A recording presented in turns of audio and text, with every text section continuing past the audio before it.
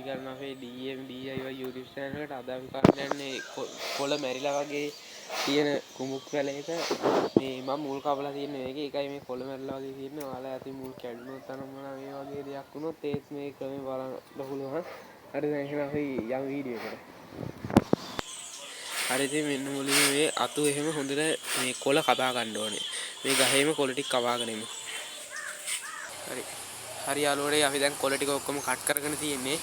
දැන් මේකේ එච්චර දෙයක් කරන්න නැහැ. දැන් මේකේ කරන්න තියෙන්නේ නිවැරදිව බලා ගන්න එක විතරයි පැලේ. දැන් මේකට කාලය සති දෙකක් තුනක් යනවා අඩුම.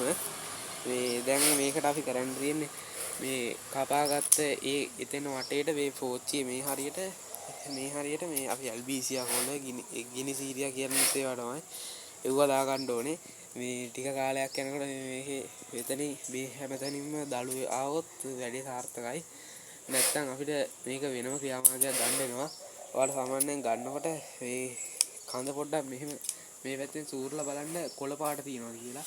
මේක නම් කොළ පාටයි. ඒ කියන්නේ තාම මැරිලා නැහැ. ඒකින්ද මේක සාමාන්‍යයෙන් ගත්ත හැකි. හරි. දැන් අපි මේක තව දවස් දෙකකින් විතර බලමු. දැන් මේ මෙතන කිසිම කොළයක් දළු එහෙම ඇවිල්ලා නැහැ. තව දවස් දෙකකින් අපි මේකට හොඳටම සාත්තු කරලා බලමු. මේක කොහොමද මේ වැඩේ වෙන්නේ කියලා. මේකට ඔයාලා හැමදාම දවසට දෙපාරක් තුන් පාරක් වතුර දාන්න අනිවාර්යයෙන් ඒක කරන්න. නැත්තම් මේ පැලේ බැරලා මොකද මේ කුඹුක් හින්දා මේවට හොඳට වතුර ඕනේ. ඒකයි එහෙනම් තවත් මේ වගේ වීඩියෝ එකකින් හමුවෙමු.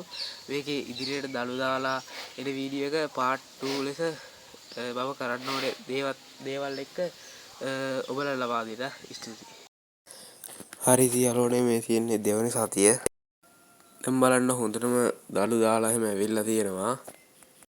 ඉතින් මේ වැඩේ හොඳටම සාර්ථකයි කියලා අපිට රෙකමන්ඩ් කරන්න පුළුවන්. ඔයාලටත් ඉතින් කියන්න තියෙන්නේ මෙන්න මේ වගේ අපේ වීඩියෝ එක බලාගෙන ඔයාලගේ මේ වගේ කුඹුක් පැලයක් හෝ වෙන මොකක් හරි ඉතින් පැලයක් මැරිලා වගේ එහෙම තියෙනවා නම් ඔයාලා මුල් කප්පාදු කරන්න ගිහිල්ලා මෙන්න මේ ක්‍රමය අනිවාර්යෙන් කරලා බලන්න.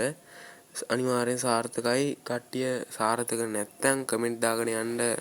මේ මගේ WhatsApp නම්බරේ ඔයාලා ලබා දෙනවා. මම ඔයාලට එතකොට පියවර වශයෙන් මේ කියලා දෙනවා කරන්න ඕන විදිය.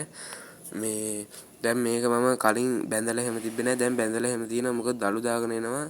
මේ පැලේ අර තියෙන විදිහටම මේ වගේ හොඳට හදාගන්න තමයි මම මේ බොන්සයි කරන්න යන්නේ.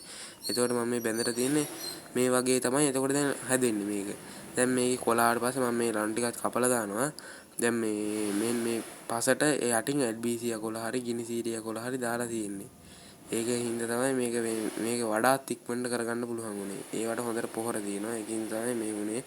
හැමෝම මගේ YouTube channel එක subscribe කරලා එහෙම තියාගන්න like කරන්න. ස්තුතියි.